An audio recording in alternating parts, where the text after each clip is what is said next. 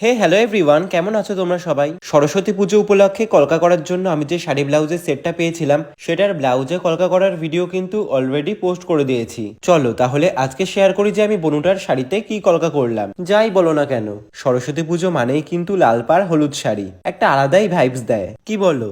লাল আর হলুদের কম্বিনেশনটা কিন্তু আমারও খুব পছন্দের। আচ্ছা, তোমরা কি হলুদ রঙের পাঞ্জাবির ওপর কোনো কলকার ডিজাইন দেখতে চাও? অবশ্যই জানিও কিন্তু।